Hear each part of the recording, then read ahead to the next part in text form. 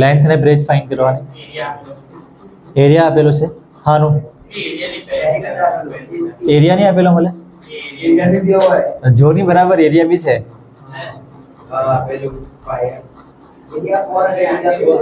Area બી લખેલું છે અને પેરીમીટર બી લખેલું છે. અને રેક્ટેંગલ છે કે શું છે? રેક્ટેંગલ છે. હા એટલે હા એટલે એ શેપ છે એટલે રેક્ટેંગલ જ છે. તો આપણે લેન્થ અને બ્રેથ એઝ્યુમ કરવા પડે.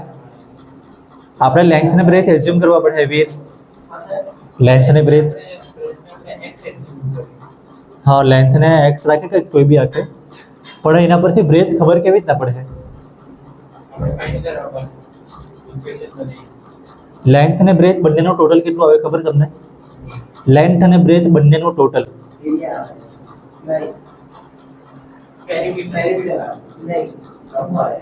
Length breath.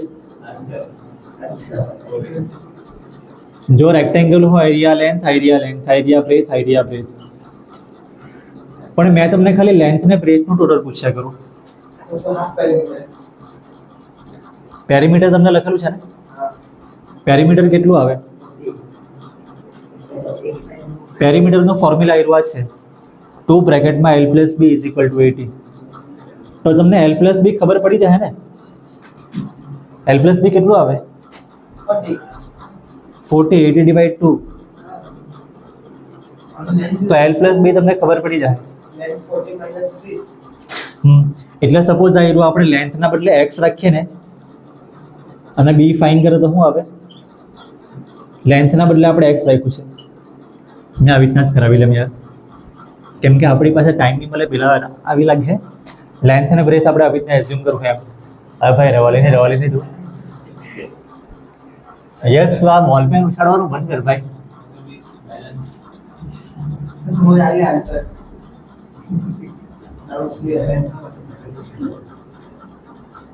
જો પેરીમીટર આવ્યું છે, પેરીમીટરનું ફોર્મ્યુલા શું આવે? 2 બ્રેકેટમાં L + B = 80. તો L + B કેટલા આવે? 80 ને ડિવાઈડ 2 આ બાજુ ડિવાઈડમાં L + B કેટલું આવે? તો હવે છે ને આપણે L = એઝ્યુમ કરું x અને B = ફાઇન્ડ થઈ જાય ઓટોમેટિક. જો આપણે લેન્થના બદલે x મૂકીએ તો બ્રેથના બદલે શું આવે? B = કેટલા આવે? 40 - x + x આ બાજુ આવ્યો છે. તો આ L ના બદલે x લખ્યું છે ને, લેન્થના બદલે x એઝ્યુમ કર્યું છે. હવે આ તમારી સ્કૂલમાં જેવું કરે ને એવું મેં અહીંયા જરાક સ્ટેપ કર્યું. તમારા સ્કૂલમાં x રાખે, એક y રાખે, પણ મેં L રાખ્યું ને B રાખ્યું. લેન્થ અને બ્રેથ એટલે B એટલે શું આવ્યું છે? 40 - x. અહીંયા નહીં લખે તો બી કંઈ નહીં, કેમ કે અહીંયા લખેલું છે. તો લેન્થ = આવ્યું છે, યાદ રાખજો, અને બ્રેથ = આવ્યું છે. હવે શું કરવાનું? એરિયાનું ફોર્મ્યુલા. એરિયા લખેલું છે ને એમાં કેટલું છે એરિયા? જો 400 મીટર². અને આ રહ્યું L × B 400. L ને B ની વેલ્યુ લખેલી છે ઉપર 40 કા છે. 40 તો L + B છે. L + B નું કામ નહીં મળે, આપણે L ને B નું મલ્ટીપ્લાય છે આવ્યું. તો L એટલે આવ્યું છે x અને બ્રેથ એટલે બ્રેકેટમાં શું લખવાનું અહીંયા? = આવ્યું એમ જ. હવે આનું મલ્ટીપ્લાય કરે તો શું આવશે અંદર? 40x - x² = 0 લખી દે મેં. તો અને આ બાજુ લઈ લે ને હાથે એટલી -400 = 0 એમ. તો જ આપણે ઇક્વેશન બનાવી કાઢવું અને પછી વેલ્યુ ફાઇન્ડ કરતા.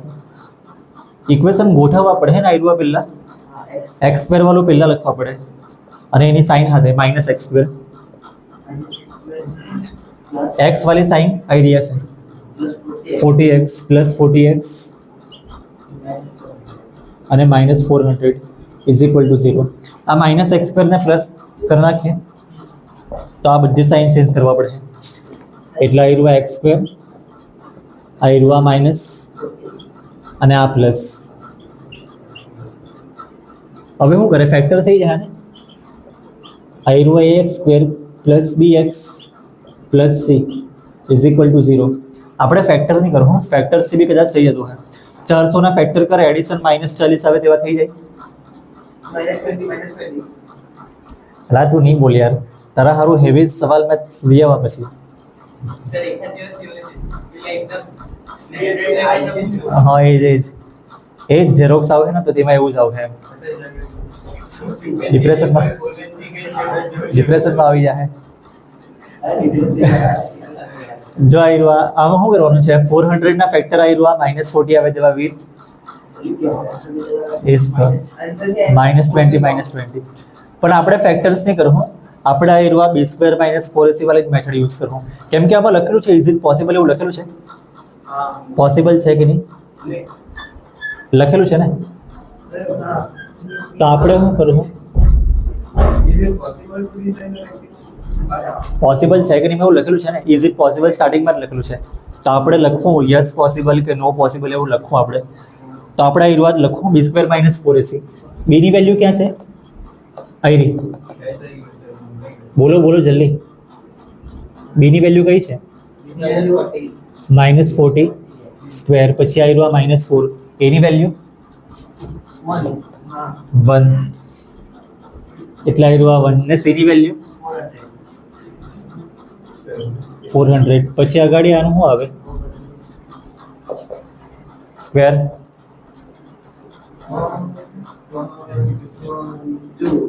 80 એમ નહીં કહેતા આનો વરી સ્ક્વેર આનો જ છે કે આનો સ્ક્વેર હોય તો આનો જ પૂછવાનો કે આનો થોડી પૂછવાનું 1600 4 4 જા 16 આવે ને 0 ને 00 થઈ જાય અને માઇનસ નું પ્લસ બી થઈ ગયું આયરો આ માઇનસ એમ જ આ બધાનું મલ્ટીપ્લાય સેમ આવ્યું.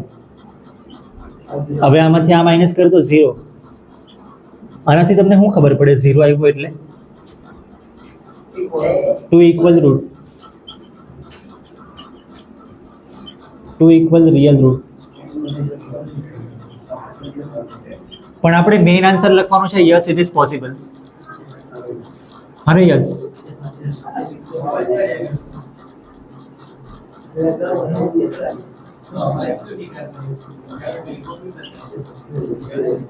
ચાલ હવે સુજલ તું આવ્યું યાર ફોર્મ્યુલા મેં લખી દે ગાઈડ ફોર્મ્યુલામાં ભૂલ શું છે જે દર વખતે કરે જ યાર આ લાંબુ હા એ જ. હવે શું કરવાનું ચાલ ને એમ શું કરે તું આયુર્વા જો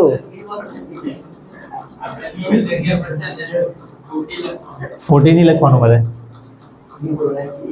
-40 લખવાનું છે એ જ તો આ માઇનસ એમ જ બીના બદલે પાછું માઇનસ આ બ્રેકેટમાં જ આવશે ને એક વાર માઇનસ અહીંયા છે ને બીજી વાર માઇનસ અહીંયા છે તો 2 વાર માઇનસ છે પછી આ પ્લસ ઓર માઇનસ આનો આન્સર શું આવે આનો ફાઇન કરેલું છે ને અહીંયા કા ગયો 0 અને 2a એની વેલ્યુ ક્યાં છે આયરી એની વેલ્યુ ઉપર લખેલી છે ને તો હવે અગાડી શું કરવાનું આનું આ +40 પ્લસ ઓર માઇનસ આ 0 નું સ્ક્વેર રૂટ અને આ બાય 2 તો હવે અગાડી શું કરવાનું બે ભાગ કરી નાખીએ